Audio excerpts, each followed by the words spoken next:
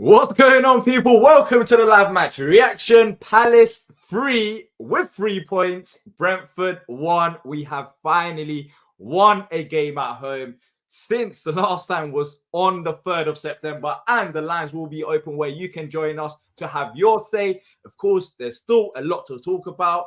We're in a manager situation, the tactics today, what went well, why comes we haven't been playing like this in more recent games, at home especially, and more. As always, if you do enjoy the stream, make sure to hit the like button and subscribe. Let's try creep up to 5,000 subscribers and try get over 200 likes. If Palace can win a game, maybe we can up the likes goal as well to 200 likes as well. I'm joined by Patrick here. Patrick, it was well, we'll see how this show goes, but I think it's going to be a different show to what happened after the Chelsea game. Look, 3-1 win at home. Elise 2 goals, Eze goal as well after the performances that he's been having. People have been a bit critical of him. What did you make of the game? We won. I told you before, I'm very frustrated at the manager still. I still want him to go. All this does to me is prolongs the inevitable. I mean, I'm glad. I would never root for Palace to lose ever. I'm glad we won the game. But to me, it was the same thing. Tactically, wasn't much different today, honestly. Mateta played really well, holding the ball up. I know you've mentioned that before. His hold-up plays been much brilliant. So Ayew was very good. The cross, Olise's goal was brilliant. Olise and Eze were great. First time they've ever scored a goal in the same match together. But overall, I mean, the subs were again, way too long. The same lineup. He's running that team into the ground. I don't know what's going to happen against Everton. Before he made one sub, Brentford made 4. And at 3-1 for 10 minutes, they were killing us with pressure. And at no point was he even looking to make a sub. Then finally, I saw Ahamada get up. And then I guess then France going up for him and then Hughes. But again, listen, man. I still want him to go. I'm sorry. I don't care what anybody says in the chat, whatever. I'm glad we won the game, of course, but I'm telling you, all it does is he's going to be around for another month. Great. But what does that do for us as a club? It does nothing for us, honestly. So it is what it is. Yeah, look, we'll talk about the manager because in the last show we talked about the manager a lot, rather than the game itself. So I want to quickly just start off with the game because, of course, Sure. The question is going to be about the manager as well, because as you said, some people like yourself won't change the views on a manager, and I understand it because it's still one win and we haven't been consistent enough as of recently. But let's talk about the game defensively. I'll be honest, Patrick, you can help me out here. Before I even walked into the ground, we're 1-0 down. So how on earth did we concede? Like, you can help me out because I genuinely didn't see the goal that we conceded. It was so early. A ball down the right, a flick on pass, Mitchell, a great cross. Anderson's too high up the pitch. Klein raising hand for offside, and a great finish by Lewis Park, I guess, scored the goal. I don't even know. Listen, I wasn't even shocked that it happened. I mean, we didn't up for it. We looked very sleepy in the game. So Brentford went ahead deservedly. So, but again, it was a great fight back by the team. But that first goal was not great. Yeah, let's talk about the fight back and also the defensive efforts. Because after that, I feel like apart from the last 10 minutes, Brentford didn't cause that much damage. And I have to say, by the way, I'm not taking anything away from our win, but I think this was one of the worst sides that we played so far this season in Brentford. I know we were good, but defensively, how they were shaky with the goalie and sometimes playing out from the back, it actually surprised me because you expect more from Brentford sides that we've seen in the past that we've always drew with. But after that, I thought we were solid defensively, and in attack, we also caused a lot of damage. Do you think this game we saw a bit more of a freedom from the likes of Eze, Elise? Was it Brentford's defense that gave us the spacing behind? Because Elise 2 goals, Eze goal as well. Overall, I felt this was our most comfortable win all season. Not that we win that many games anyways, but out of all the wins that we've had, it was pretty comfortable. Like, you come towards the end of the game, maybe Brentford had a few chances in the last 10 minutes or so. But yeah, like it just seemed too easy. And it feels like things clicked. And I'm not, by the way, I'm going to talk about a manager. Don't worry, we'll talk about a manager because I'm not going to flip-flop just like that and say, oh, Roy's the greatest manager of all time after saying that he needs to go after the last game. Because I need to see, personally, for me, I need to see a bit more consistency for me to change my stance on a manager. One win, and this was a fantastic win. We played some great football. That's great. But if we go lose against Everton 3-0 or 2-1 or whatever, and then afterwards things go south, then there's no point on me being Roy out then and Roy in now and Roy out, like consistently change with the scoreline. So I still feel like changes need to be happen. But today, Patrick, you have to admit the team from the defense to the attack, even with the likes of Mateta, it clicked. It worked. No, I made that comment. I'll go back and say it again. Mateta played really well. Delise as a combination was very good. Ayu played really well. Maluma worked hard in midfield. But again, I see people in the chat, man. People like Soma. Listen, if you don't like what I have to say, bro, either you can tune out or I won't come on the show. I don't really care. I'm not being negative. I'm being honest. You don't like my honesty. I don't care. I'm not gonna come on There's here always gonna be people and that say talk stuff. stuff about Paul. I'm not gonna flip flop. Everyone knows I wasn't a big Roy fan. We won the games. I just said I'm happy we won the game. All this does is, for me, it just makes the it just prolongs. Not that I thought he was going to leave anyway. By the way, I think Paris going to keep him anyway. That's the first thing. But again, my opinion is we're not going to get any better on the horse. I don't care what you say in the comment. I can see all the comments want to scrolling down. I'm negative. I'm this. I don't care. It's called honesty. It's called my opinion. If you differ from my opinion, that is not a problem. I respect yours. Have some respect for mine. But again, going back to the match, I thought Mateta played really, really well. I really did. As Olise today was spectacular. But again, Brentford now have lost, what, is that 5 in a row? They're not playing very well. Frank is struggling to get a team out there that is produced. I thought Janssen was very, very good in midfield. But they are clearly missing their striker. They are clearly missing their striker. Wisa missed, I don't even know, maybe 3 or 4 really good chances up front. Onyeka's didn't play today. They've got injuries to other players. They're struggling. So to come up here and gas up a victory over Brentford, I'll say it again. I'm happy we won. But what does this really do for us? Does it build our confidence against Arsenal in 3 weeks? I don't think so. Is it going to make us beat Everton on Thursday? Possibly. But my point is that the tactics for me weren't any different. It was basically, again, get the ball to Elise Eze, which I understand, and let them create something. And they did. They created 3 goals. One scored 2, one scored 1. But I'm not going to come on here and flip-flop on Hodgson. What did he do that was different today? He didn't do anything different. The subs did not come on until, for me, 85th minute is way too late. The same lineup for the 3rd or 4th straight game, they looked tired. Like I said, beginning of the game, they looked confused. That's the way up too high up the pitch when they scored. But again, we got the win. My opinion is my opinion. You don't like it, people. I do not care anymore. I don't care. It's my opinion. And it's not going to flip-flop. We win 8 in a row. I'm not going to change. I'm going to be honest with you. I don't like the style of football we're playing. So again, you don't like it? Too bad. You don't like me on the show, I won't come on anymore. It doesn't really bother me anymore. I was on the show for 2 months. I couldn't have been happy when I was off the show, due to negativity. So I'll do it again. I don't really care. Honestly, I don't really care at this point. So that's it. Let's talk about, you mentioned the striker situation, and there's people joining, by the way. You can join as well. We'll have you on in just a few minutes' time. The link is posted. Look, they didn't have a striker, but Patrick, I've been critical of Mateta for a long time. But I'll be honest, I don't think I've seen Mateta play as well as he has been playing in these last 3 games ever since he joined the club. This is the best that I have seen Mateta play. And it's funny that I'm saying this because he didn't even score a goal. There was no goal from Mateta.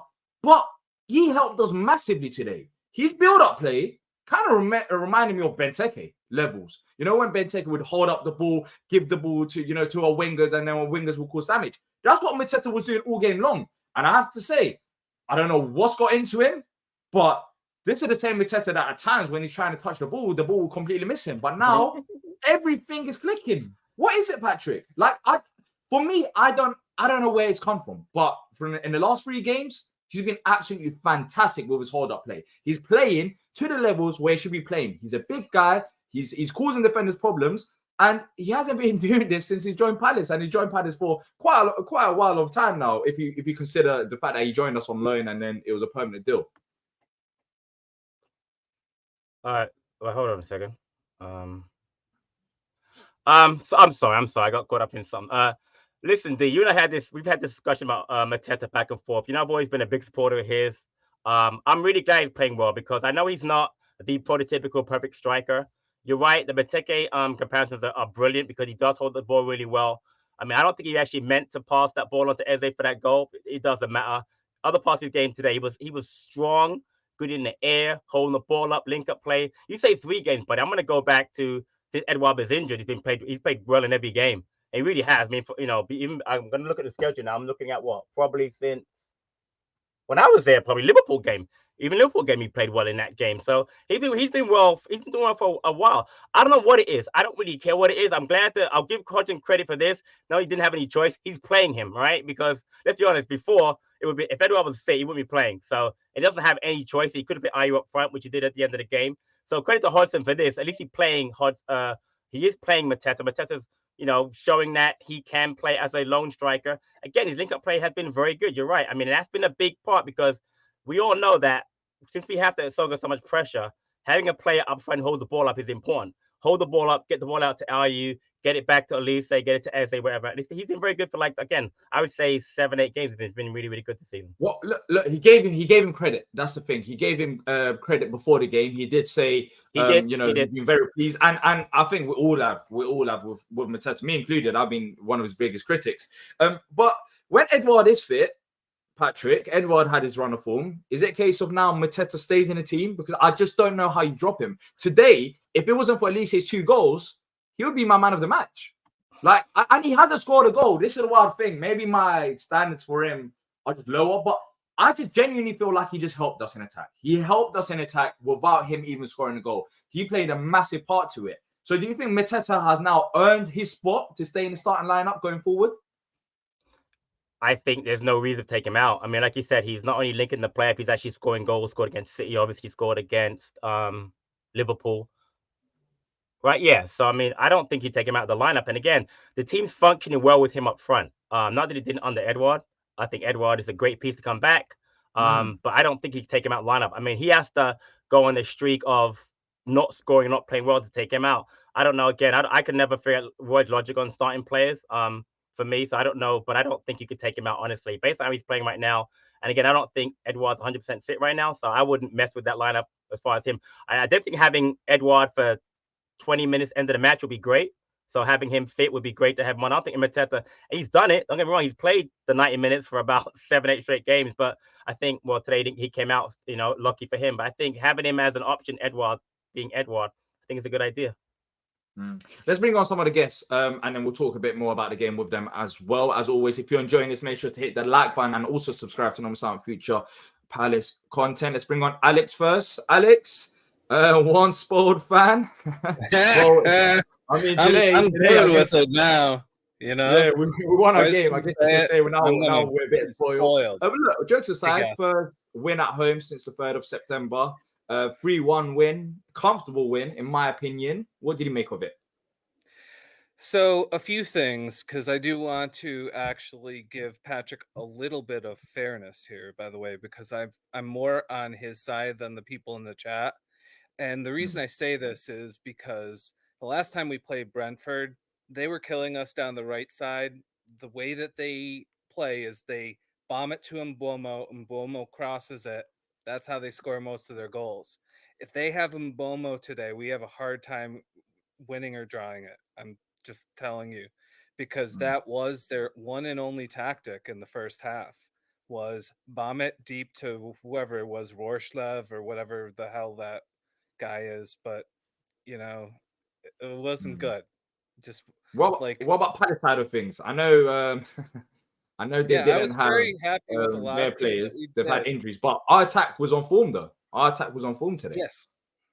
So, a few things, because I'm just trying to think of what made it better, other than obviously Elise and Eze making their chances count. I didn't see a ton of so if Mateta doesn't hold the ball up as well as he did, I don't know how we would have passed the ball today, because lot of any of our attacks were through bombing it to him. He waits for people to come by, and it worked really well today. But I don't know if it would have worked, because did you see our pass chart against Chelsea? There's nobody passing in the middle of the field.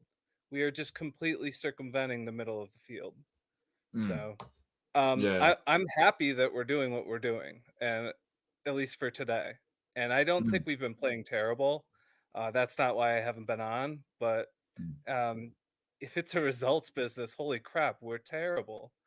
Come on. Today was not terrible win the game today, and I'm going to ask this. I know some people may be upset with me asking this, but I feel like it's in my duty. I'm going to ask this to everyone as well that joins today. Does this change your stance on Roy? We didn't speak to you before after the Chelsea game. I don't know where you stood with him exactly there, but has this changed your opinion? Not at all. I think it would be nice for him to go out on a win and just get a new manager during this time. Like, do an actual don't just do we'll give it to Patty McCarthy the rest of the year, even though it could work. It's really like Ruben Sellis at like Southampton. They did that and they look terrible the rest of the year. Like, that's not a great idea. Okay. But I definitely don't think that he should stay, and I think it was a real issue watching from the 70th minute on. It was really tough watch. Only even though we were winning and I was enjoying it, it was just a tough watch because I'm basically just like, is it going to take a concession for us to bring in a sub? Because they just kind of held the ball for like, I'd say 5-10 minutes. We barely had a sniff. And yes, we're up 2 goals, but that was, I don't know. I'm Yeah, just about the subs. Look, I'm that's just a really, healthy discussion because we again subs were a bit later on in the game, and we'll talk about that as well. But look, FA Cup game coming up next. We haven't got Arsenal yeah. for a while now. It feels like a nice little break. Do we rotate? Do we go for it? What do you want to see? So we only have 5 days. I think, and this is one of the annoying things about Roy Hodgson during the cups is he will play the players, but it's only on a short week and it's only for like an FA Cup. So like when we did this during Plymouth and we did it for Manchester United, both those games we subbed out half of the team and it looked like we didn't really expect to do anything either, which just puts them at a loss. Like, if you put out like half of the players as like up and coming youngsters, I don't have a problem with that. I think it's actually not a bad idea in a cup game. When we had our cup run 2 years ago, we were playing Ferguson, we were playing Admirola, we were playing people. So it's doable, but you have to actually like care to do something with it. And playing Everton is a real bad. I know they're not playing wonderfully the last few weeks, but they're a tough matchup for us, and I don't think it'll be great. Yeah, look, it would be We'll nice be to have a cup run. I think lucky to that will take. give the fan base a bit more of a Yeah, positivity as well. If we can beat Everton, are they and I think it's are they important. I don't still know doing about you, but replays though? Are they doing replays for the FA Cup still? I don't think so. Are they? I need to Good check question. it. I'm not even I sure. haven't. Yeah, I'm not even too sure. I need to double check it. But for us, I Yeah, think what with this game is significant for for it would be nice to have a cup run, but also for people that that do doubt Roy, it would be good for him to build a bit more consistent results, maybe consistent performances. So it's another good opportunity for him to do that against Everton. Go on, Patrick. So my thoughts on Everton are the following. They've lost 3 in a row. They were in the AFL Cup quarterfinal loss to Fulham. They're in a relegation battle, much like Palace, and they've got injuries. I don't think they're going to pull out a full strength squad. I don't think he can afford to. I know they got a break like we do. I think they're going to put yeah, out a lessened squad. So I think we should not send out a bunch of kids. But if I don't see France and Ahama to start, I'll be shocked because you've got to give Ayu a break. Plus, Ayu's going to Afcon. You know what? Honestly, get used to someone else on that side. Get Richards out of there. Not that I haven't thought he's played well, but get Richards out there for a game or so and get Ahamada used I to agree playing with in that. there. And if Edouard's fit, he might play for Mateta, but I doubt that. But again, you have to rotate the squad somewhat. Roy has played the same team for the last 4 matches or so, for maybe Mm, Yeah, it's been one slight suicide. change. Yeah, Exactly. You just can't do that. I know we got the 15-day break after that until Arsenal, but you got to rotate. But I think you got to put that squad that can win that game because to me, you can't lose to Everton at home first round of the cup. But we'll see what happens.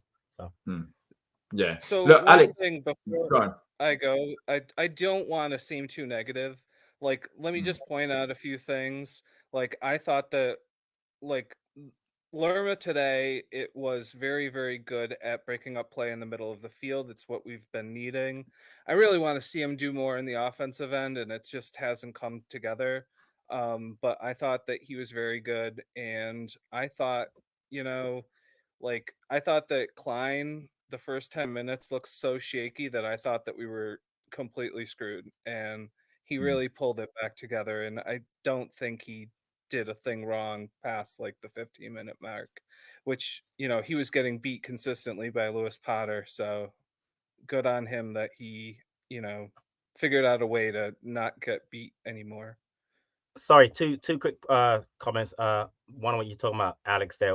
One, people are right in the chat, and thank you for that. Bowe should start. I don't know where he was today. He wasn't even on the bench today, and so should Ozo. Not Ahmad. I made a mistake. Should be Ozo for Richards. So that was a very good point in Yeah, the I chat. But thanks agree for with bringing that up. Ozo, definitely. Yep. Yeah, Ozo definitely. And just going back to your comment about Lerma. Listen, I like Lerma a lot, but he's supposed to be a box-to-box 8. And this season, correct me if I'm wrong, I don't think he has. I mean, he doesn't have a goal. Does he even have an assist this season? This year, he doesn't, right? One assist. No, but It's one assist. To from me Edward going to the was games, I have to say, from me going to the games, Loma's Go ahead. been, I don't know if he's underrated, but he's been one of our better players this season. Even in that howler that we had against Bournemouth, I've absolutely loved him. His work ethic is unreal. I'm not saying that. I just think productively as a number 8, you've got to produce in 90 matches. You've got to produce more than one assist. So that's what I'm saying. I'm not saying he hasn't played well, because defensively very well, heading. You know what I mean? Right. So I'm just saying that. Yeah. Okay. I mean, it's great. But I remember last year for Bournemouth, he scored like 3 goals in like 4 matches.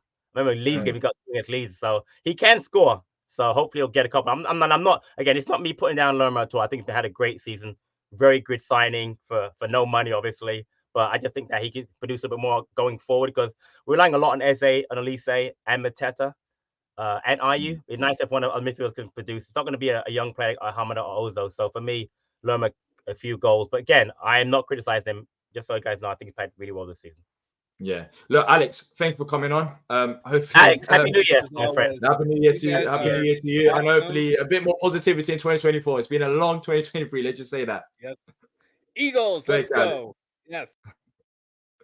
That was Alex having his say. If you want to join us live, the link will be posted again. I don't know what's going on, but we just can't seem to pin it. I'm going to figure it out over the New Year's why that's not the case. But I'll post the link once again. There's a few people waiting behind the scenes.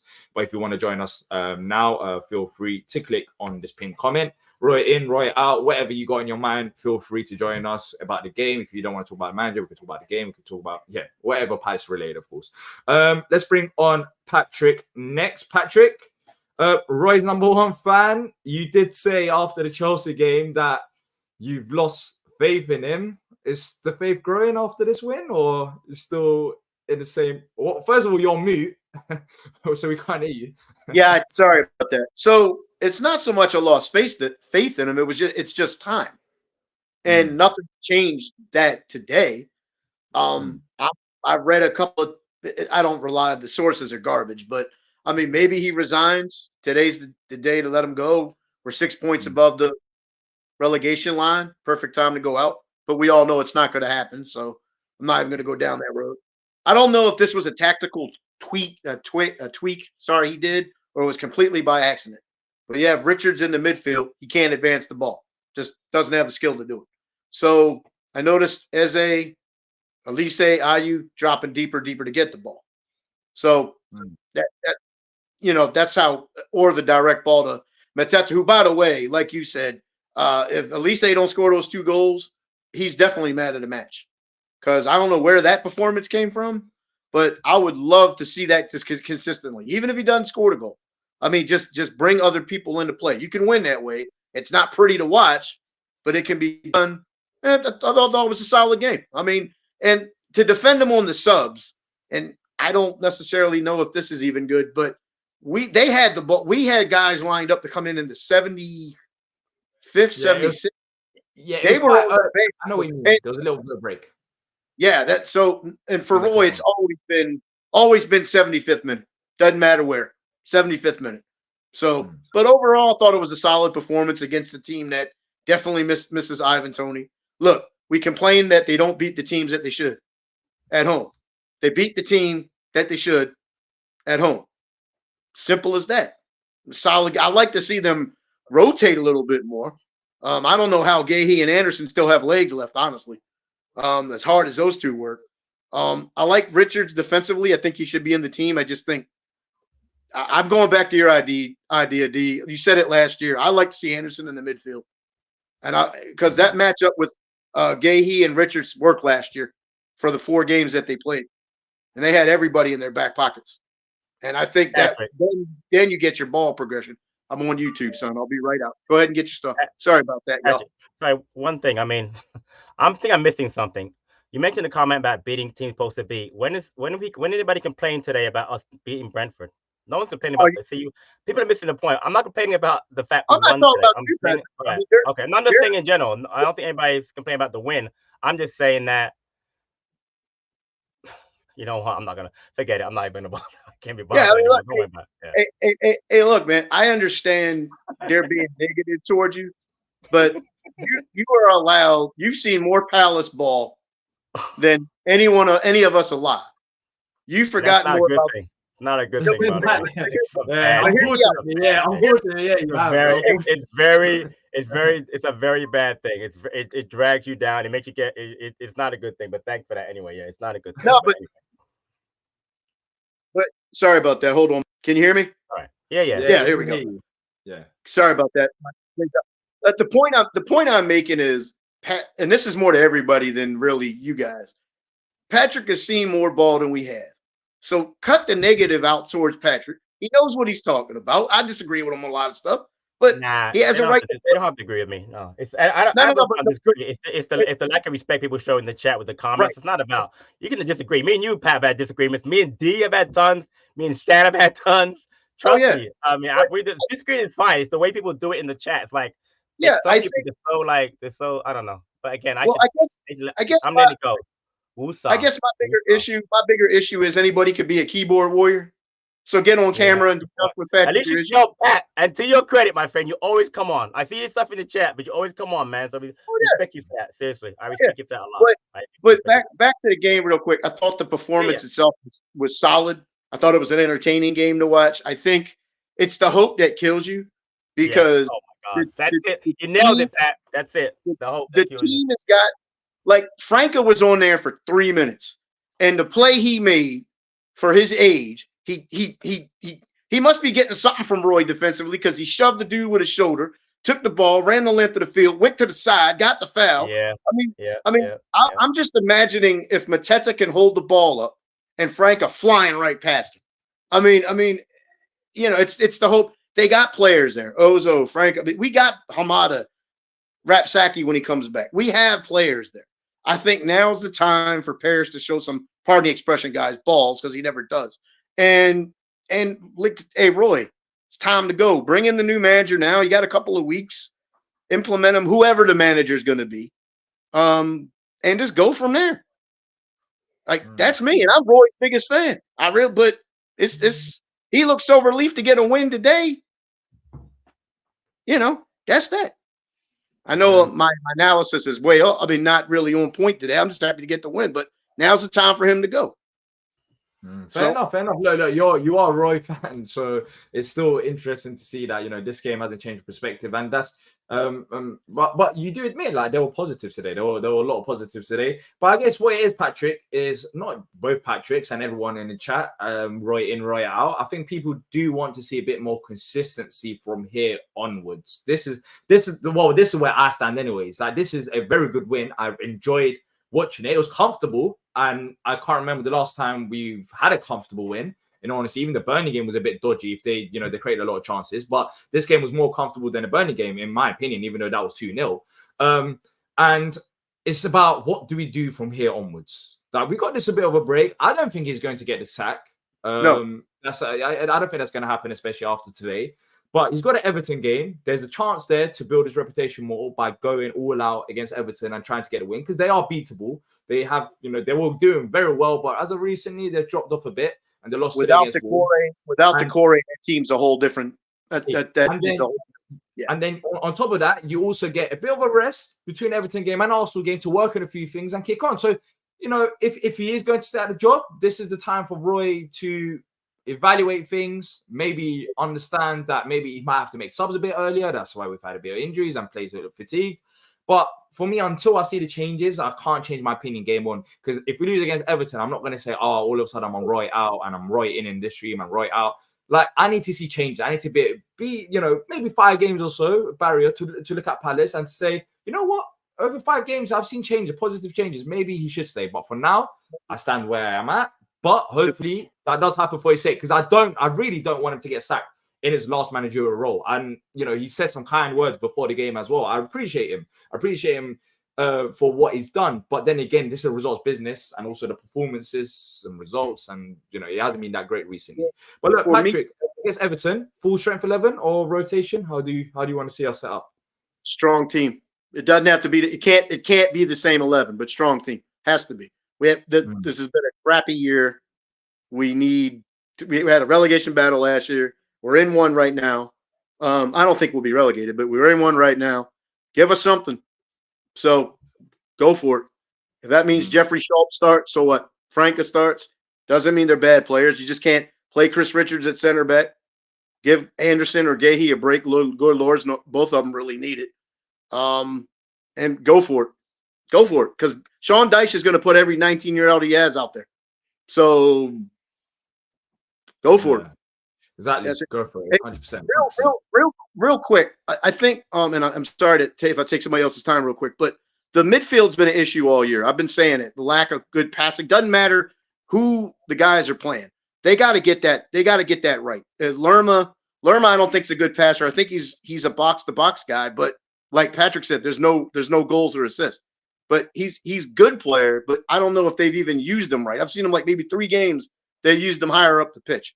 They got to get that sorted, because even when Decore and Lerma were in there with Eze, it still hasn't been that good. And we lose the midfield battle every game. Maybe even today we didn't even use the midfield. So I'm just going to end on that point. You guys got other people that need to get in here. So Patrick, don't listen to what anyone else says on No. Do your thing, man. Hey man, happy New Year, Patrick. Take care, buddy. Happy New Year. Take care, Patrick. Yeah. Take care. Up the palace. Take care. That was Patrick having his say. Let's bring on the next guest as well. If you're just joining us now and you haven't already done so, let's hit the like button and subscribe, people. It takes a second of your time and helps to grow the channel as well. The more we grow it, more voices, more opinions, the more we can do as well. Let's bring on Cody next. Cody, 3-1 win. Finally got a win. Yes. It feels, honestly, I don't know how you feel, and I know people are going to attack me for this, but I want to celebrate it, but I'm also like, I'm feeling the emotions. Like I haven't felt a win in a long time. I don't know how to celebrate it. That's how long it feels like it's been. And I want us to be a bit more. I want this to be the start of something in a long run that can actually benefit us. But I'm happy. How are you feeling? It's been a while. It's been a while since we spoke about a win. D, I'm glad all over, man. I'm so glad we got a win. It's just, it's a win, but at the same time, and I'm trying not to be negative today at all, by any means, trying not to. But like it was said before, it's Brentford, but it's not their full team. It's like a B team we beat. It feels great for the win, and it's good for us for the table and everything, but it is still not a full Brentford squad. I think if they had, if Tony was available and a couple of their other injured players, it might have turned out to be a different game.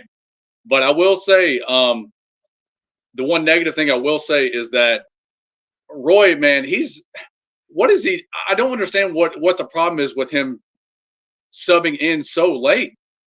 I just don't get it. We're up 3-1. Why take the injury risk? I'm seeing comments right now. I don't know if it's true or not, but they're saying that Elise had pulled up a hamstring toward the end of the game. If we would have made a sub and taken him off, maybe that wouldn't have happened. It's a lot of Roy's being late on the jump to sub our guys in. I mean, we could have brought Franca in. We could have brought in Ozo in. A lot of these players so much sooner. Even I would say somewhere between the 65th, 70th minute. And we're up 3-1 at that point. That's one thing that I've always had a complaint about Roy, is that he just does not know when to sub in. He is always reactive rather than proactive. And it's been said 100,000 times. And it's it's never going to change until we get this new manager. So about the subs, Patrick, I think you mentioned it as well. Is that the one area that today, despite the result, that maybe you wanted to see subs a bit earlier? Then again, I was looking at the touchline and they were having long discussions. I could tell, like they were having discussions from like the 70th minute onwards, or 60th minute, or I can't remember, 70th or 60th minute. They were having discussions, and you can kind of tell, like they're probably thinking, should we make a change? Should we not? And then I think as Brentford took a bit more toll of the game and they were attacking us, I think that's when they decided to make the subs. What do you think it is with the subs? Do you understand his point of view as well in terms of Roy? Like, if things are going well, you're 3-1 up, you don't want to change it about. And I think that's where we're kind of stuck right now. We're stuck in the area of, well, the game's going well, it's 3-1 in comparison to, well, the players might be fatigued and that's why Brentford are attacking us. Like, what is it with the subs? How do you think Roy approaches it? And do you understand his point of view? Cody, before you answer that question, Cody, here's the funny thing, right? If we're up in a goal, people don't want us to sub, right? If we're down a goal, people don't want us to sub. And if the game is drawn, we don't want to sub. I don't understand what people want, because to me, at 3-1, you have to make a sub. Right. You have to. Why do you have to? Because we starting the same players over and over again, and they're fatigued. So whether Lisa got injured after the game, I don't know. Eze is 100% fit. Mateta played, 90. You have to sub. You have to also show confidence in players like França, Ahamada, Ozo, Hugh, Schlupp, whoever it is, that say, you know what, I trust you to come on 3-1. All right. So that's what I feel. Now, go ahead, Cody, your opinion. No, I feel the exact same way. I mean, you could tell. I mean, I was watching, let's put, for instance, Jordan Ayew. I was watching him toward the end of the game. The man looked gassed. Give the man a break. I mean, he was running his tail end off defensively and offensively for us. I mean, us as human beings, we cannot, you can't sustain the amount of stamina for that long the way Jordan Ayew plays for us. All of us appreciate the way he plays for us, and he does a fantastic job. I love Jordan Ayew. But it's like, as a manager, you got to see the effort he's putting in and tell, by the 70th minute, the way he's running and how his effort drops. It's no offense to him. He's just tired. That's the point in time. If I was Roy, I would have looked at it and said, look, I'm going to have to pull this man off. And not because he's not playing well. It's just the fact that he's just tired. And I would have put on França over on that side, because that kid, man, I'm telling you, I don't understand why he doesn't get more minutes. The way he plays, the intensity, even the spark. I said it somewhere. I think it was on one of the Facebook fan pages. The spark he gives us when he comes on that pitch, out of nowhere, when we all look gassed and tired. Maybe that might be Roy's plan, to wait late where everybody's tired and bring him on. But at the same time, what good is that doing us when all the rest of the players that could help him are tired? It's like, we need to put these players like that on first, in my opinion. Get the goals, get ahead, and then if Roy wants to play back in defense and defend, a 3-1 lead, I'm generally okay with that, because at least we're playing the guys that can get us there in the first place, rather than taking the risk of trying to play catch up at the end of the game. Is where my stand is on. Yeah. I understand where you're coming from as well. And I think that's the one area today that you can talk about. I know we won 3-1, but it is worth discussing. But the one thing that I will say, to even things out and not just show that side of the story, we do, in terms of the striking options, we don't really have many. And that's the problem. And that's where it goes down to, was Roy backed enough? Because Edouard is out injured. You literally have Mateta as your only striker. If you exclude the youth, which this is another argument. Maybe you can use the youth a bit more, but you had to go up front, because if Mateta's going off, then who's going to come on up front?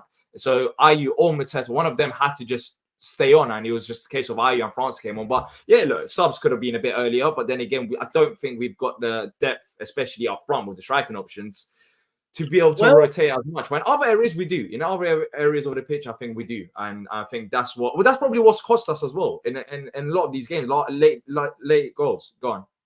I will say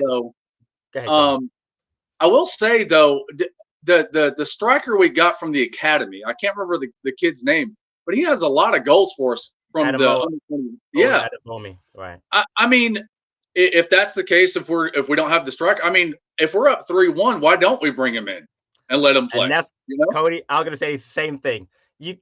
At 3-1, if he's on the bench, what better time to bring on a kid at home?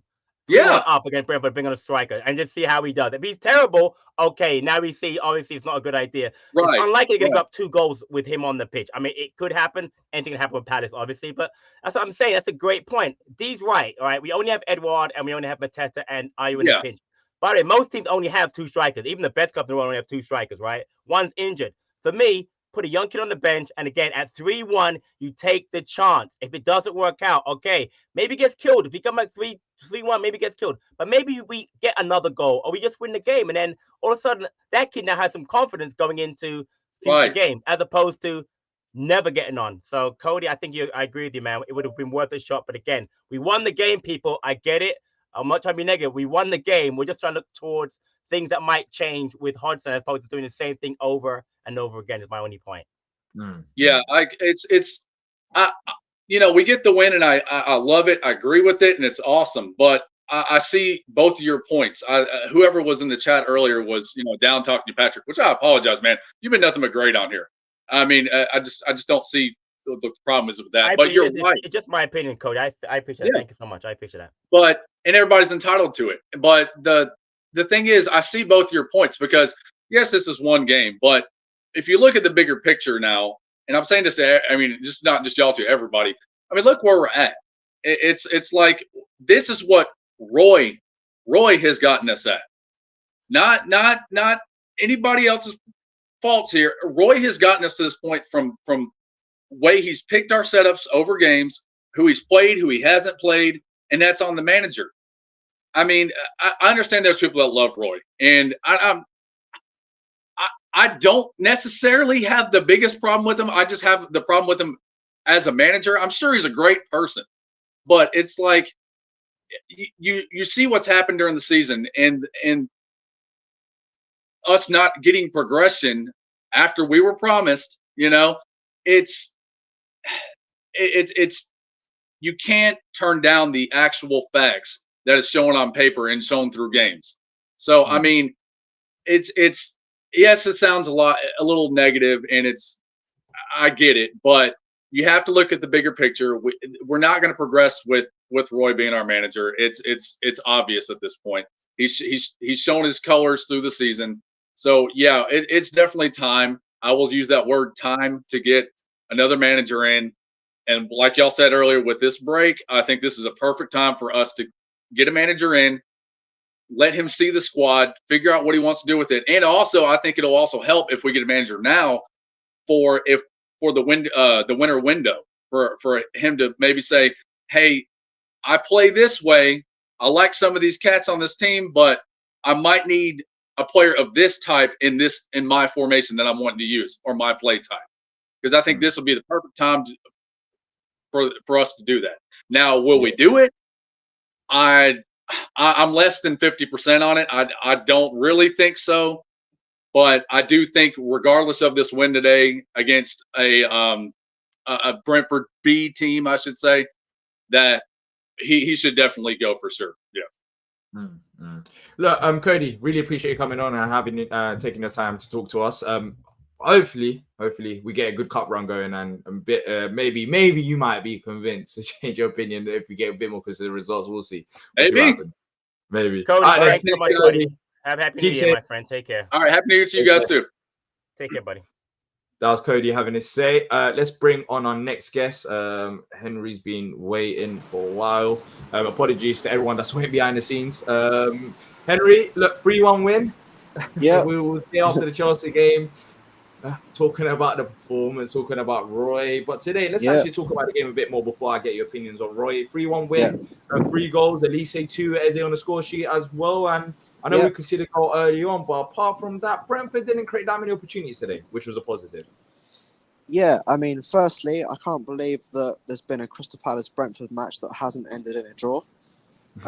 That's nice to see. And a 1-0. And a 1-0 or a 0-0. Yeah. I thought our performance was largely positive. I thought there was also periods where we were kind of shaky, and defensively I thought we could have been a lot stronger, especially when we were 3-1 up. I thought we kind of reverted back to what we did against Brighton, which was sit back way too much and invite way too much pressure. And I think, on another day against a better, more clinical team, it could have been different. It could have been a very nervy ending. I mean, if they made it 3-2, I mean, it would have been, I think you would have heard a pin drop. But yeah, I mean, it's a great win. I'm feeling sort of strange personally, because I don't know if I've ever felt so sort of flat after a win, because I'm happy with one, but I just feel like it doesn't really change much in the bigger scheme of things, and I think, you know, it's kind of the unhappiest happy win, if you get what I'm saying. Like it's just a sort of surreal sort of emotion right now. But to be honest, I mean, today, all that matters was the 3 points, because we needed to get that, you know, get a gap of over the relegation zone. Luton lost, so that helps us as well. Burnley lost as well. Sheffield United, all three of them lost in the relegation zone. So I'm just hugely relieved, to be honest. Really relieved, but also very, very impressed with a few performances in particular. I thought Elise was outstanding. He was man of the match for me. Stole the show. I thought, you know, I mean, his first goal was brilliant. The way he just ghosted in on that back post and finished it. Brilliant in that from Ayew as well. Yeah, and a great cross from Ayew as well. That's important to say as well. True. How much is Elise worth, Henry? I just want to ask it, because I was thinking this when I was leaving the ground. I was like, if we lost this guy for £35 million, I don't think I'll still be over it till now, because I think that would have been insane. I think, and I'm hesitant to say because I don't know too much about. I mean, today's market confuses me with prices, but I think he's worth upwards of about like 60 odd million pounds. I really do. I genuinely believe he's that talented. I mean, if you look at his performances this season, for a player that's only just returned from injury, am I right in saying that's his 4th or 5th goal now of the season? I'll bring out the stat because I'll find it for you. But yeah, I mean, he's been on form ever since he's come. He's scored 5 goals. No, maybe 5 now. Yeah, you're right. 5. How many goals has Edouard got? 5, and he's played way more games. I mean, that just says a lot for me. That's a mark of a player who is extremely valuable. He'd be extremely valuable to any team. I mean, Chelsea got a glimpse of what they were missing in the last game, didn't they? So, I think he's a very, very highly rated player. I thought Eze was good, mostly good, not perfect, but mostly he was good. He took his goal very well, but I have to say though, Mateta, I heard you talking about him earlier. Mateta has been top class. You have to give him the credit, and I think the reason of his improvement in performance is simply down to the fact that he's been playing consistently. And I know that's not really down to his own merit, because he's the only fit striker we have at the club right now, apart from Ola Adebayomi, who, by the way, I do agree he should get some minutes.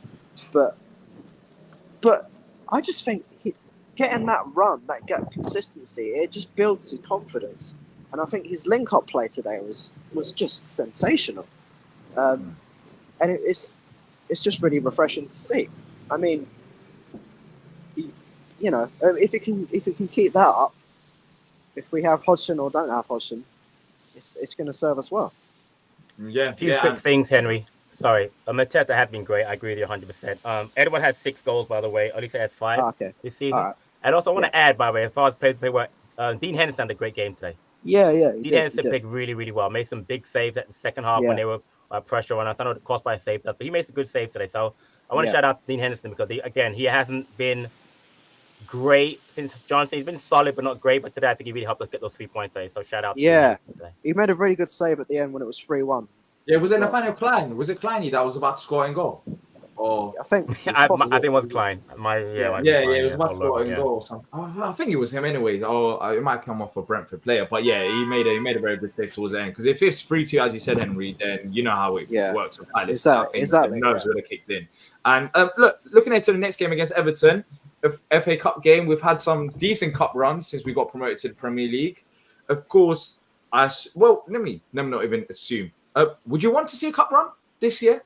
Yeah, I'd like to see a cup run. I think it would do us good to see a good cup run. All I want to see really is a team that goes out and gives 100%. But I mean, I don't know what Franca has to do to get more. I mean, I watched him at Man City. I was lucky enough to be at that game, and am I missing something here? Because he absolutely tore Kyle Walker a new one, right? He absolutely destroyed Manchester City. This is the reigning champions of the Premier League, the reigning European champions. He absolutely did a number on them, and he's still not enough to get more minutes in this team. Like, man must feel so aggrieved. I have good news though. I was off the AFCON very soon. France has to start. I don't see anybody else to come in for him. It's going to be. He has to. He has to. No. Don't give me. Don't give me any other options. He's the best option over there. I'm not disagreeing with you, and someone else said it in the chat. He's only played 44 minutes this season, França. But look, in an ideal scenario, you do start França. I 100% agree. And what makes it more interesting is the fact that Schlupp is coming off the bench, but coming towards the end of games. He's not really used off the bench as influential. But there's that debate: is he going to start Schlupp or França? Are we doing this? We are going to say Schlupp or França. No, I'm not doing that right now. I start França, but. Okay. With Roy we all know that Roy has a secret love affair with Schluppy. We all know this. To be fair, he has been on the bench. To be fair, exactly. He has not recently, Henry. Even today, he didn't come on early. Like, he came on towards the end of the game with a few minutes. Like, France came on before him. The thing that gets me is, right, I understand in a way why he doesn't start him, but it's the fact that he never brings him on until there's like a few minutes left of the game. Like, what the hell is that about? Honestly, it's just. But do you think he's waiting for this moment though? Because he knows that I is going to AFCON. Do you think he's been waiting? Now, would you want? Because I won't be available for the Everton game, right? Yeah. I don't. No, I think they leave next week. I think that'll be his last game eligible. This week. I think so. Yeah. So he barely misses any games then. It's only Arsenal and maybe Sheffield United, like 2 games or so, because of the break. So it doesn't really impact us like that. Well, let's get Rich will be on soon. Let's see how far Ghana can go in the AFCON. Hope we'll ask exactly. Right. So for me, the last thing I'll say before I go is obviously Roy Hodgson. This doesn't change anything for me. He still obviously has to go. It's just I've never been more unhappy with him as our manager, and I don't like saying that because I have a lot of respect for him. He has. I have lost some respect for him just because of a lot of the things he's been coming out with, some of the stupid things that he's been saying, which I won't go into. But I think really now is a great time. It's not going to happen, but I mean, I just really want the club to sort of do a reset and say, you know what, now's the time to bring someone in fresh. I bring Lopetegui in. I really rate Lopetegui, but no, I mean. It's a great win. It's a great win, but yeah, it is a little strange. I mean, it is a little strange to sort of win and kind of, I don't know. For me, anyway, it's just like, oh yeah, we've won, but it's just like, yeah, I'm not. Come on, also, Henry, I'm not admit convinced. it. You want us to lose? Come on, admit you want us to lose. No, I never want us to lose. No, I know where Henry's coming from. Never. No. I think what Henry's saying is. I know exactly how he feels. Trust me, I know exactly how he feels. He won the game, but it's like he celebrate, like not celebrate. I know exactly how you feel, Henry. I really do. Oh, by the way, Patrick. I know what you mean. Yeah. By the way, Patrick. Yes, Henry. I respect you. Rise above those comments, man. Rise above it. I'm gonna try. I got on Twitter for the same reason. So I mean, I'm only really good at ignoring stuff, and I'm not on that platform. So again, I don't have a problem people being negative, saying anything, but when they're disrespectful in the comment, I have no problem disagreeing. Honestly, D and I have disagreed many times before. It's the way people do it. I don't have a problem. It is what it is, isn't it? Yeah. But you know what? You can't do anything about it. You can't do anything. We just have to. Good point. I don't know ball. I don't know ball. So that's true. I don't know ball. Henry, happy New Year, my friend. Enjoy. Okay. Henry, happy New Year, guys. Up the palace. Take care. See you later. See it. Okay, let's. Yeah, Patrick, I don't know if you know ball, but yeah, it is what it is, isn't it? I guess. That's your question, though, D, about ball, seriously? because that same guy making comments in. What does a ball-to-ball midfielder do for you? What's a box-to-box guy do? If Lerman's which I think he is, he's not an 8 or he's on an 8. Let's say he's an 8. He's playing as a box-to-box. Maybe I get what you mean by his end product on the other side of the pitch when we're attacking. Right. But I just honestly I've loved seeing Lerma play this. No, again, I'm not saying that. People take things negative. I'm not saying he hasn't played really well. I'm just saying as a box-to-box. If he's on 8, if he's a 6 like a Decore was, then that's different because they're not supposed to score goals, and their contribution is more defensive. And I know Lerman's defensive contributions have been brilliant. I'm just saying, listen, look at the definition as a number 8. Even when I was a kid, an 8 was a player who got into the box and scored goals every once in a while. I'm not saying he scored 10. The way he's saying is 6. if Gallagher is in this position that he gets into at times, would he have more goals and assists than Lerma? Is that what you're trying to say? You know what? Honestly, you cut out. You expect him to get more goals than I didn't hear what you said. You said something like Gallagher. You cut out. Let's say it was Conor Gallagher in the position that Lerma was in at times, in and around our box. Would he have more goals and assists? Is that Gallagher would have more? Gallagher would have more goals. I mean, So basically, saying the end product. Yeah, the end product. Even James McCarthy would have. James McCarthy would have more goals.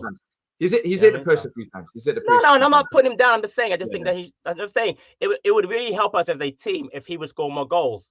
And I'm just thinking of other players on the team that can contribute. You're not going to expect goals from the fullbacks and the centre halves, right? So who else? Yeah. Richards is playing in a position he's not familiar with. It has to be him because I was getting assists. Elise as they are scoring, Mateta scoring, Edward when he was playing was scoring. Has to be Lerma, right? Because we're not scoring that many goals this season. But again, I don't want to get into this box to box. I don't know ball. I play FM24 all the time. I must know something. I beat you at the game. Didn't I beat you at the game one time? Never mind. Well, not in FM24 because I don't even have the game, but maybe 23. You did 23. Maybe in another dimension you did beat me. 23. Now, let's put it out there for people who don't know. Did we not play a game last year on FM23 online? Who won? Look, let's bring on the next guest. Tim has been waiting for a while. Tim, 3-1 win against Brentford. I love this after game. It's been a while, especially for people that go to games, home games. It felt a bit weird leaving Sellers. Is a while enough of a superlative for how long it's been since we won? September 3rd is a while. It does feel like a long enough time. But we got the job done in the end. 3-1 win. Elise scoring goals.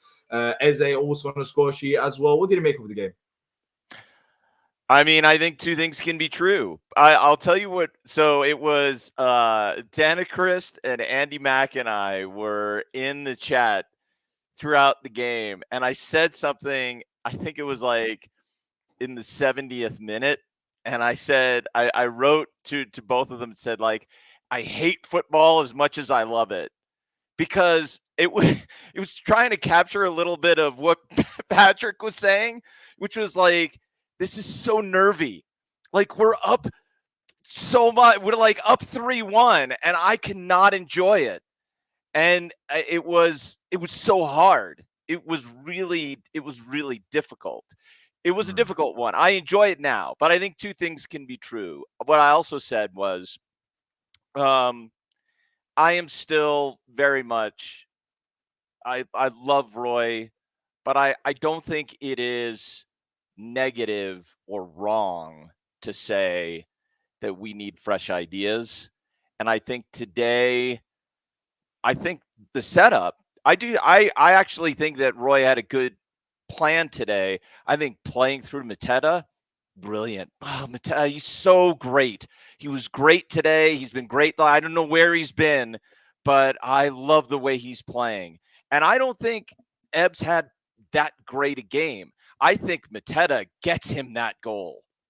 Even if he doesn't touch it. I don't know if Mateta touched it when Ebbs gets through, but he gets his body right in the way. He gets on the ball, and he makes that space for Ebbs to get through, and it's a good finish. To be fair, it's a very good finish by Ebbs, but I didn't think Ebbs played that great today. But I thought Mateta was chef's kiss. He was brilliant. I loved the way he played today. So I do think that Roy made it very difficult in this game by not subbing until late. And I think that's a problem. I do. So as much as I love him, D, I do think that Roy got it a little bit wrong in this game by subbing so late. Having said that, It's a fantastic win. I love what Henry said. It's Brentford and it's not a draw. Do I need to go buy a lottery ticket today? Like, I don't know. Maybe enter a new year with Yeah. with a new palace, because as Henry said, as a lot of people we predicted the game, and I think majority said 1-0 as well. So yeah, look, it is a bit refreshing to actually beat them rather than draw against them constantly. But you did mention the positive performances and the subs. So Tim, on Roy. Today, Yeah. I did think You know what? I was watching Palace today, and I was thinking, before the goals were scored, I was thinking, we're keeping the ball and we're entering nice areas right before the final third. Yeah. But I think it comes down to what I was saying anyways, based on what we've been seeing as of recently. It comes down to the tactics can be right, but the coaching might be our downfall in terms of we're getting the ball in and around the box, but how many players are making the movements in behind, or how many, 1-2 movements or, patterns of play are we seeing in the final third? That's what I was thinking. Of course, we managed to get the job done, but that's where I was going to come on here and say. But then again, after we scored 3 goals, I can't really say that. Maybe I can because of what we've seen in previous I think games. you can. But I think we're you can. getting into the right areas, not into the right areas right before the final third. But it's about what we do there and abouts. And I think that comes down to not his poor tactics. I think the tactics are right to get us in them areas. But I think it comes down to coaching. And maybe we might need an attacking coach to sort out that final third. Maybe that's the missing link for us to score more goals and create more opportunities at times. I don't know, but go, Patrick. You had your hand Yeah, up. Timothy, about the tactics, the thing I want to give credit to the coaching staff today was that I noticed that, and they talked about it during the broadcast, that at one point, Gahey and Anderson switched sides. Gahey went to the right, Anderson to the left. And the reason they did it was because they're looking to get balls. And it's a couple of balls that are going over the top to Mateta and to Ayew. And obviously, being on the left-hand side, it's easy for him to make that pass. So that's a tweak that I think we have to continue, because Anderson has not, if you notice, has not been hitting those diagonals at all this season. At all. Yeah, and Vieri did it all the time. Yep. We've been told not to do it, or tactically it doesn't work for us anymore. But those diagonals were a big part of Anderson's game. And today it was in there a little bit more than it has been in the past. Yep. Which I think helped us a lot, tactically, that is. So. I agree. I agree. On that point, D, I don't know if it's coaching or not, but I'll tell you this. This is the other thing I noticed about Mateta's game, is it wasn't just his hold-up play. It was his link-up play and the attempted link-up play. There were many occasions where Mateta's getting into space, he's moving the ball, and he ended up giving a pass. He's like trying to drop the ball off. I think he's up in the left-hand corner late around the 60th minute. And he's making a brilliant pass. I think he nutmegs somebody. Am I right about this? Am I remembering this correctly? I think that was Ayew. Maybe it was Ayew. Second half, because first half. But it just like, it's weird in that I thought he was trying to link the play brilliantly and then didn't, and I don't think that's on Mateta. I think that's the players around him either not getting into the right space, don't see the pass, just a little bit of quality missing there. But I don't think that was on Mateta. I thought he was verifiably, for us, if it's not Elise is the best player on the pitch. But you said this, and I fully agree with you, D. He is my man of the match, Mateta, if it's not Elise. Because I thought Ebbs was slow. I thought once he did get the goal, he came in it a little bit more, and he gets some touches, and he started to get some confidence. But until he gets that goal, I don't think he's having that great a game. So I thought Richards had a good game, but he still does lack that ability to make a great incisive forward pass. But I thought he was better. I thought he was definitely better today, and he provides some real good cover in front of the front four. He's still making good tackles. He's still making good defensive decisions. But I think this is the two things can be true, right? This can be a great win, and it could be like, this was harder than it needed to be. It was harder than it needed to be. Real quick though, on Mateta, looking at the stats, he created 3 chances all game, and he actually had an 80% passing accuracy. For a forward, 80% is a lot. Trust me. Go back and look at the stats for any of our forwards. Usually, if you're around 60%, that's a decent for a striker. But he had Yeah. an 80% passing accuracy, which is really, really good. So you can tell, not just looking at him, but the eye test, but statistically, his hold-up play has become much, much better. He's been brilliant. Games. Yeah. He really has been brilliant. I do not want to lose him during the winter window. I still want another striker in. I still want a right back in. I still want us to use both loans. I want there to be a loan with an obligation or option to buy. I do. I'll say this too. I remember last week, D, and we don't have to go down this path again. The thing I didn't say and give you credit for, so I want to give you credit now, is that I as much as I still believe in the long term with the strategy that we're pursuing. I think it is verifiably, and I should have said this last week, but I didn't. I think it is verifiably true that the board is accountable and should be accountable for leaving us so thin. That is absolutely 100%. That's a 1,000,000% on the board. Yeah. They did put us in this position, and that is on Steve Parrish. So I do, as much as I believe in him, that is absolutely true. That was not a good summer window that put us in the position we're in now. And so there's only so much, stick I can give Roy, even though I do think we need fresh ideas. But yeah, the board is responsible, man, and you're right to call them out on that. Yeah. Look, Tim, there are a few people waiting behind the scenes. Yeah. No, I won't hold you up here. Yeah, and hopefully we'll catch up with you after the Everton game. And Tim, Happy New Year, my friend. Enjoy. Would you want a cup run this season based on where we are in the league, the squad, etc., or do you think I do want one, but I want it more for the love of God, can we please get like that run that França made at the end? It's like if he doesn't get playing time, then it's just a tease. And I'm not okay with that. So yes, I want a cup run because I want to see what the kid can do. I want to see what Ahamada can do. I want to see what Ozo can do with regular game time. I want to see what Teo can do. I want to see Malcolm out there give of course, Elise a blow. I mean, I want to see these players. And so do I want a cup run? Yes. Not for the sake of rotating for rotation's sake, but D, I mean, if I don't know if we're going to replace Roy. So if we don't replace Roy, we need a cup run to get these players real time on the pitch. So let's get them some time, man. But look, let me let you guys go. Happy New Year. Love you guys. Take care, man. You too, Tim. Take care, my friend. All right. See you later. Enjoy. Stay safe. All right, let's bring on Rich. He's been waiting for a while as well. Rich, finally, we won a game. We won a game. Was he at the game today? My guy.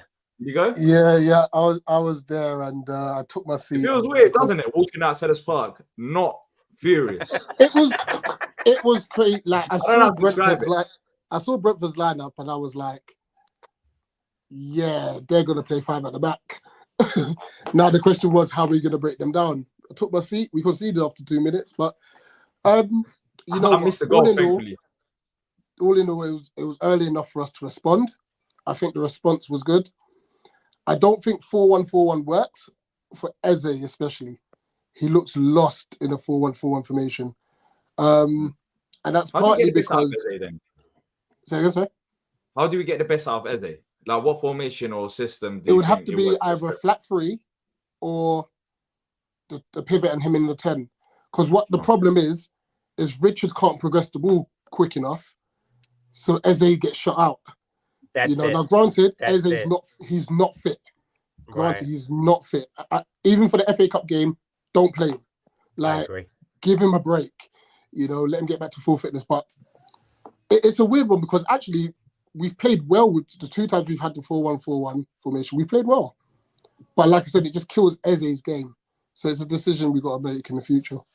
Rich, that's a great shout, man. Not having the Corey, who's a progressive passer and runner with the ball, is massive. And I love Chris Rich. You guys know I'm a massive fan of his. But in the DM role, I even saw Jesse Marsh, the US manager, and that team just said he doesn't want to see him play there because he can't play. He wants to see him play, but not there.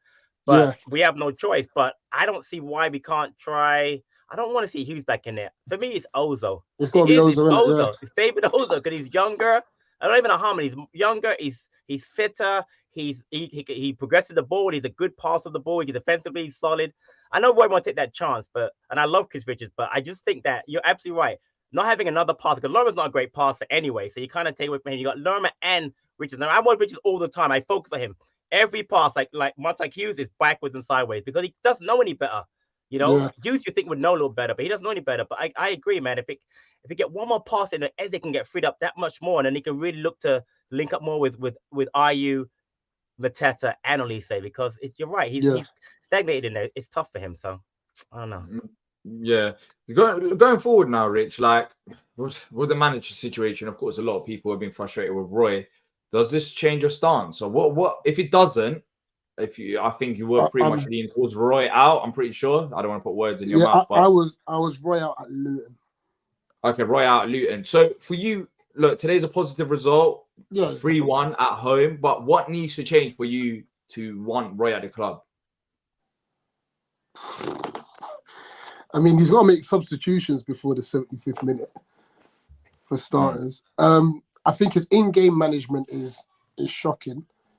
Brentford had made 5 subs before we made our first. You know, that is a problem. And it's not like it's the first time. It's a constant factor. Like against Chelsea, they made 2 double changes to try and obviously change the game and tip the balance in their favour because we were actually on top. And we didn't capitalise on that because our players were shattered, absolutely tired. So, I mean, even today, granted, he wanted to put on Hughes and France on the 75th, and I think it ended up being the 83rd due to the fact that we're under pressure. But the reason we were under pressure is because we dropped deep again. Yeah. Make the changes in the 60th, 70th at the latest. We were already 3-1 up, you know, and we don't have this issue. And it's a shame that France has like a 5-minute cameo where he played in 2 different positions, by the way. Or maybe 3, actually. I think he came on in the 10, went left mid, and then went up top. Getting our money's worth. Getting our money's worth. Versatile, Much of everything. Well, Rich, you do make a very good point. Look, the team was dropping back, and the reason why I don't think it's just tactics why we're dropping back is you're at the game as well. I don't know if you see, if I look at the bench often to see what they're saying or what's going on. Ray Lewington was screaming, get up, get up, get up, get up, get up, right before the subs as well. So it's not like we tactically do want to sit back. Physically and mentally, though. Back down to the players. I think it's down to fatigue more than anything. And sometimes you need to this is why because I don't think we do want to sit back, but naturally we do because we just don't have the energy to keep playing how we are because we were pressing them. We were pressing Brentford, and it's demanded to do that for 90 minutes. And this is why most coaches have a blueprint of the 60th minute. Reason being, it allows 30 minutes of good fitness for whoever comes on the pitch, and it keeps your other players fresh. And bear in mind, it's been a hectic Christmas period as well. They only just played 90 minutes like 3 days ago. Exactly. Yeah. You know, same guys, everybody. Yeah, the same guys. So the changes have to be made. You know, I went 3-1 up, and I just kept standing on the bench. I'm like, there's no movement. There's no movement, and the first bit of movement was Hughes. Granted that, I guess, obviously, to give our midfield a break, which is fair enough, but do a double substitution, which he did eventually, but it's just late. Yeah. And I look, another point is we look at Bournemouth. Before the Bournemouth game, when I spoke to the guys at Back of the Net, Bournemouth fan channel, they did say that they like to make subs early. And I don't think Semenyo's actually completed 90 minutes yet. I have to double check on that. But because they were saying it's too demanding. Like, we just have to have fresh faces on if you're pressing teams. And that's what they do. You know, you make subs early on in the second half, you change it, and you let these new players, because it's not like we haven't got quality players. We've got France on there. Maybe he's not proven, but we have seen the glimpses so far this season that he can have an impact. And maybe but the thing with France comes on. He's never going to get proven without match minutes. He can look as good in training as he wants to. If he's not getting any match minutes, it's going to make no difference whatsoever. But funny enough, he's had that's now 53 minutes, I think. 4 to 5 games, he's made an impact in one way, shape, or form. Yeah. 4 to 5 games he's come on and he's played well. Right. So going ahead, the only one might have been the Spurs one at home. where he wasn't too good. Does it start for you? Does it start? What do we do for the cup game? What do you want to see? Do you want to see rotation? Do you want to see maybe one or two changes? I want us to rest Eze, Elise, Anderson, and Gay. So you don't want a cup run? And I do want a cup run, but if Elise has this alleged hamstring issue, don't risk it. You said this. He walked off fine and he was fine. There's nothing. Yeah, there's probably Roy said that. Listen, Elise's come and said we're fine. The doctors will have a look at it. So okay, Roy said it after the game, right? Because I saw it in the chat, but I was confused because I saw Elise walk off he was fine. Like he didn't. Yeah. There's no indication of any kind of injury. Eze just resting. He needs to just rest. You know, maybe not both Anderson and Gay, maybe one or the other. I just feel like there's players on the bench who, yes, we might drop a little bit in quality, but I don't think it'll be a massive drop. You know, it's not wholesale changes. You know, but I think we're just burning out our players. Yeah. Look, Rich, hopefully we have a cup run going because it has been. It's impressive 2023. Let's just say that for Palace, because at the start of the year it was winless under Vieira, and then Roy comes in. We had a good moment. Then this season has been depressed. But hopefully 2024 changes. But don't let him go yet. You're going. No, not yet. Rich, AFCON. When does the Ghana players? When do they have to go? So what's going on with IU? See, some players would start flying up from Monday. Okay. I don't know what Ghana's doing, so I'll see if I can find out for you and I'll message you. Okay, great. Appreciate that. Thanks. Hey, my friend, have a great new year, man. Do you think you go far? Say again? Do you think you go far? Too much politics with our nation. Too much politics. There's players that should be going that are not. Players that should be starting that won't. Like, I guarantee Andre Ayew starts a game. Like, yeah, we are. The politics. Who are the favorites, by the way? You got some ballers. We do. So it's about they sit on the bench. Who are the favorites though, Rich? Who are going to be the favorites for AFCON this year? Do you have any idea? I think Nigeria will be favorites now. Where's it been held? Ivory Coast, and I think Ivory Coast will be second favorites. I was very surprised. Wolf got no call up. Yeah, well, I mean, if you play in the Turkish league, that's what happens. Here we go. Slander. You're going to make the cut. It is what it is. But, well, look, Rich, honestly, appreciate you coming on, bro. Thank you for everything this year. Keep up the hard work. Guys, keep respectful in the chat. And a big 2024 for you guys. One more thing. Please, everyone, check out Eagle Eye Football. Great content. They do match day vlogs, post-game stuff, pre-match stuff. Check them out. They're great guys. And Rich, happy New Year, my friend. As well. Look, Rich, happy New Year, guys. Happy New Year. Take care. Okay, let's bring That's it, right? We're done? We're done, right? No, we're done. How can you look at him, Nick. He straight away as soon as you want to come on. We're done. I thought it's time to go home. No. Yeah, I just wanted to show off my new top. Look, Son got me it for Xmas. The original 1990. We're in extra time. Nick, look, you was at the game, of course, today as well. 3-1 win. And was it you that said, no, it was not you, it was Mike, that spoke about comfortable victory? When's the last time we've had a comfortable victory? I literally, my response was, when's the last time we've had a victory? Forget about comfortable to him. But look, it was comfortable in the end. 3-1 win over Brentford. Some people talking about the subs, which was maybe the only downside from the game. But for you, what was different? It was a case of we're facing Brentford, a side that's been struggling, and we performed to the levels that we have been in recent games? Or did you see any other changes from the side today to get the win? We started the game well, like we did against Chelsea. And, you know, against Chelsea, I thought it was all right till the second half. And we talked about the in-game, other people have said about the in-game management and bringing players on earlier. So I think we suffered a little bit from that today, but fortunately we were ahead enough. But I just want to. I spoke to DR at half time today, and I said it was a chore going out and watching it after losing so disappointingly to Chelsea in the week. And you said you couldn't even remember who we were playing on your way up. Yeah, we literally conceded. Well, we conceded before I even got to the ground. And for a second, I'm not even lying. I'm genuinely not even lying. I was outside the ground. I was walking up. And I was like, "Wait, who did we concede against? Like, who are we facing?" That's a disgrace. That's a disgrace. That just it kind of sums up where my head was at going off the channel. You don't even know we're playing. I don't know who we're playing, and I'm here talking. Yeah, but I bet DR hasn't got the fixtures in front of him like you have in your man cave. Exactly, and you're on your wall. Oh, that's not I fair. can shoot league I ladders. wonder bet how you've long got it will them take this for year. someone to realize he's Fort Palace, Patrick. If you have virtual meetings, I wonder how According long to the you'll chat, take them. someone said I was a So, Burnley fan in the chat. So before, so yeah, that's so just my possible. son just got out of Jokes the aside, shower. I genuinely, for a moment, when we could see the goal, I was not at the ground. I was literally going to walk into the ground. It was like after 2 minutes. I did have a blank moment of just thinking, who are we actually like what's going on? But jokes aside, my attitude going into the game, of course, it's Palace. But you're right, Nick. It's so far, especially at home, it has felt like a chore because we haven't won a game before today. 3rd of September. That's the last time we won a game at home. 3rd of September, which is why maybe it was a case of, I was kind of clocked out before the game even. But you know what they are? I walked out of Chelsea disappointed and booked Arsenal tickets on my way home.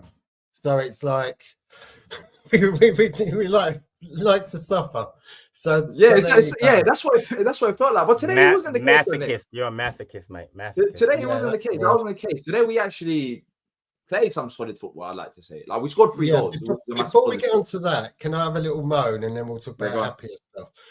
Brentford scored 1 minute 25, I think it was, something like that, give or take. I was not in the ground. It wasn't until 4 minutes 55 the game kicked off again, and the whole ground was singing FVAR. And I we even got applause from the Brentford fans for doing that. Why? If it's that close, it's negligible. What's the bloody point? And it swings and roundabouts over the season, but the players had got all warmed up. No wonder there's injuries. If they're putting in a lot of effort and suddenly they're stopping for 5 minutes, getting cold, is it any wonder that players are getting injured? I don't think it's VAR. I don't think it's VAR. I think it's more about the amount of games that's being played. And 2, if we're talking about Palace, if you add everything together, I do think maybe the subs at times and overplaying players probably doesn't help us as well. I think that's I mean, you're not wrong, but you could see the players were agitated by it. No, it's frustrating if it's that close. Nick, you're right. I think that they have to rewrite the law. If it's something you can't see like that, he's onside. Give the advantage to the attacking player, because if you have to draw a line, he's onside, because it's ridiculous now. I mean, when I was a kid playing, you didn't worry about lines being drawn. Do you know what I mean? It's just, I don't have a problem with VR, honestly, as a concept in general, because I think human beings make too many mistakes. But drawing a line and then taking 5 minutes to decide whether he's on or off is ridiculous. So, but that's the stupid law. The law has to change. Time limit. Yeah, exactly. Yeah. Well, again, just change the law. I didn't mind VAR because I was actually late, so I didn't miss much because VAR stopped the game. So apart from the goal, after the goal, I was there basically because they were taking the time. So as I walked in, they were still doing a VAR check. But yeah, I actually missed the goal itself. But look, VAR, that debate will never end. I don't think it will ever end. There's people that's for it, against it. I understand both sides of the story. I don't think it's the technology. I think it's the people themselves that's running it. Look, Nick, there's been a lot of frustrations, of course, as of the most recent weeks, I'll say, but it feels like months now with the results going against us. Where do you stand with where we are right now going into 2024 with the manager, with today's win and the game? The discussion before the game, in and around the ground, was that we want to lose. Nobody wants us to lose, but the consensus seemed to be that Roy needs to go. And as much as we like to win, it's kind of put a bit of a blow to that. Now, we haven't actually been playing terribly. As we've said, it's game management. So it's like putting an old man in charge of a Ferrari. Look at the players we've got. Why don't we get somebody a bit younger who can drive the bloody car that we've got in our garage?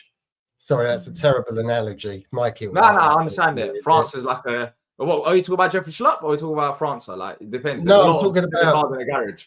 When you talk about Ferrari, who's a Ferrari in this situation? No, I'm talking about see, Crystal Palace have got enough players to be called a Ferrari of a team, but we've got an old man driving it. We need somebody younger who can drive that team. Don't call me old. It's not nice. Yeah. For you, what car? So what's for you in your eyes with Franca? Young age. We spent a good amount of money on him. What type of car is he? Is he a Ferrari already? I don't know. The Bentley. No, it's quicker than a Bentley. Did you see that break he made? Incidentally, didn't he make the right decision to veer out towards the corner flag rather than bearing down on goal just to slow the play down with a couple of minutes left? Old head on young shoulders. The only way these players are going to get in is by accident rather than design. And it's going to be more by accident if these players are playing so often for 90 minutes. But Roy, in his post-match comments, Roy is talking about the only people he worries about who are talking about how the team are doing, the people around the club. He doesn't listen to everything else that's going on. And I think he still thinks he's justified in still thinks he's doing a good job. Although his programme notes today did kind of arse-lick the fans a lot and say what a great club this is. It was almost like a goodbye. Yeah, I did. Wait, he doesn't listen to the show. Wait, he doesn't listen to the show. You tell me he doesn't listen to the show. Are you serious? I don't. I'm quitting the show. He gets the transcript. He reads it. I don't think Roy I'll be very I'm telling you, he's in the chat right now under somebody's name. I'm telling you, Roy Hodges is in our chat right now. I don't care. I reckon it's Summer 007 myself. Nick, I'm with you. Some respect. I agree with you. Gotta be him. And Dad Metten is his wife.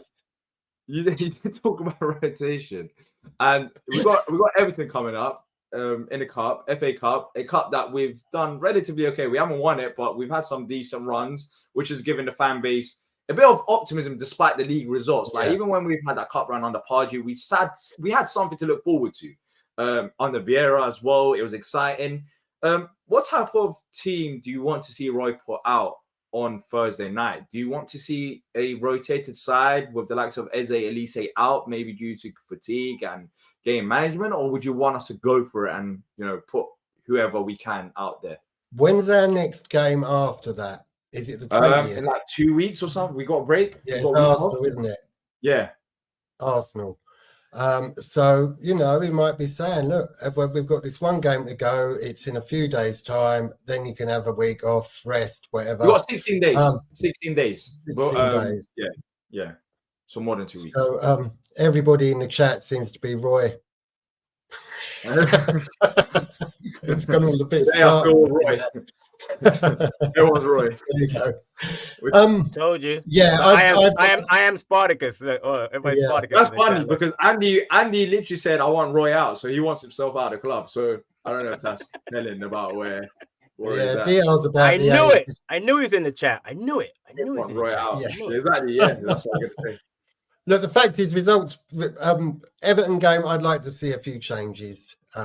Eze looked dead on his feet. In fact, the only decent thing he did was score today. And he wasn't that brilliant against Chelsea. Controversial, love it. Not up to his standard. Not the Eze we know. Somebody mentioned earlier that he did liven up a bit once he'd scored. So yeah, I can't see many changes because we got that 16-day break. Before I go, can I ask you a question? Who didn't play well today? Can you name anybody who didn't play well? I think Anderson played that great. He was okay. Anderson didn't play really that well. He was very sleepy in the first. That slow motion save towards the end was good. No, I said Anderson, not Henderson. Henderson played well. Anderson. Yeah. Anderson. Yeah. I don't think anyone didn't play well. I think everyone played good. Like, I don't think there's a bad performance out there, personally. For me, I agree. Anyway. I agree. But maybe some players played better than others. Today. For example, Mateta, he didn't score. I really loved from what I saw, from him in this game. I love what I saw from Elise. Eze maybe could have done a bit more apart from the goal. Maybe could have been a bit more involved. But yeah, look, I don't think anyone played bad. Let me just say something, Mateta playing for a move? Has he suddenly got better because the transfer? No, we're not doing that. But No, I know. I love him like he is. But it was like G's turnaround on Mateta has been unbelievable. A year ago, in the same conversation, he was killing Mateta. I got to give you so much. Young man, because I genuinely felt, as I said, if Mateta was to leave today, I would say it's the weirdest it'll be the weirdest goodbye because I think he's been overall, apart from the last 3 games, which I'm giving him massive praise for. I think he scored some massive goals for us. Massive goals for us. But I think from goals. what we've And he seen when he puts has played, sometimes he's been himself too mediocre. His first touch has been off. But in the last 3 games, he's been unbelievable. Like he's not scoring. Look, has he scored?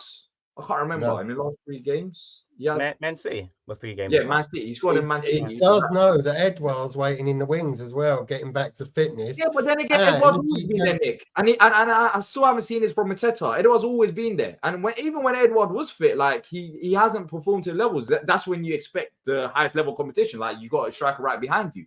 But now I'm seeing hold up play. I'm seeing Maybe that's all he's been something working more on than in just training goals. for 6 weeks. Because he's heading the ball as well now. He never used to do that. I think he's had some Training, very like, focused that- training. that's why, Patrick, that's why I was getting onto him, because like he's not small, he's physically big, and he wasn't playing to his strengths. That's what annoyed me the most about Mateta. But recently, hopefully he continues this. This is the best I've seen Mateta play for Crystal Palace, and he hasn't scored in every single one of these games as well. He scored it against Man City. He didn't score in this game. He didn't score in Chelsea. This is still the best I've seen Mateta play. No. Listen, I'm being facetious. I mean, like I said, I've always been a big fan of his, and because of those big goals. But you're absolutely right. His overall play has become so much better. And again, we have to remember this one thing. Again, this is what we'll go back to again. He's a Palace player for a reason. All right. If he had great hold-up play and could score goals, he wouldn't be at Palace. But the fact he's showing it though. He's showing it now. No. He's showing it But now, the fact though. that he's raising the level is good. No, you're right. But I'm just saying. But people talk about, people like, are you? Why is he here and why does he play? But and why if he's not? You always talk about how Empire was so much better, he wouldn't be here. My point is that we attract some kind of players. Now, Elise and Eze, different type because they were younger and they're going to go to bigger clubs. There's no doubt about it. But a Mateta is a great example of a player who's come here, scored big goals, and again, won the fan base over because you're right. He's working harder. He's pressing, heading the ball, link up play, hold up play. Very a la Benteke. So credit to him. And I'm glad, I'm not trying to be funny, but I'm glad you guys give him credit because he deserves it. I'm just glad to getting credit. 100%. Look, Nick, great having you on. We're going to wrap up now. But Nick, Merry Christmas. No, Merry Christmas. And to you, Happy New Year, everyone. And have a good Year. 2024. Already over. Yeah, you too, my friend. Take care, Nick. Stay Hope safe. we catch up with you again. See you later. I didn't see you. Okay, we're going to wrap it up now, but thanks to every single one of you that's joined us live today. Of course, there's a lot of people behind the scenes and a lot of comments coming in, but I've been reading all your comments throughout the show. Thank you to Patrick as well, who's stepped in last minute due to an injury in the warm-ups. He came in clutch. But look, 3-1 win. Fantastic way to end 2023, which has been a very frustrating year for Palace. But thanks to every single one of you that's relatively new to the channel, that's been here since 2023. We really appreciate all your support. Without you, there's none of the channel. Thanks to everyone who's left a like, subscribe. Thanks to everyone who is Roy in, Roy out, parish in, parish out. End of the day, this is a community for everyone, whether you agree or not. As long as no one gets personal, feel free to say your opinions. And that's what we want. A space, a community where Palace fans can come on here and literally say what they're thinking, what they're thinking about getting. Again, just to be clear from beginning of stream, respect to everyone. I got no problem if you're Roy in, Roy out. Just be respectful. I got no issue with you not agreeing with what I say. To call me negative all the time is funny. I like it. It's funny. But again, listen, I'm here because they asked me to come on. All right? I'm just here. If you like the opinions, no problem. If you hate the opinions, no problem. Just be respectful in the way that you say. I have no problem with that. I wish everybody that's tuned into these streams all year a very happy 2024. Stay safe. Enjoy. We're all here for the same reason, to either moan about Palace or enjoy Palace, whatever that may be. But again, everyone out there, have a very happy and safe new year. Hope to see you guys in 2024. And thank you for tuning in. We really appreciate it. Yeah, really appreciate you all. As Patrick said, thank you to every single one of you that's tuned in this year. Hopefully we have a bigger year next year with more Palace wins, with the channel growing. We've got plans in the work. Hopefully we can put them into place for the upcoming year. But thanks to every single one of you. Keep safe, people, over the New Year's time. And we'll be back, pretty sure, not New Year's Day, but maybe after New Year's Day, to preview the big game, and that is Everton. But until then, up the Palace and keep safe, people.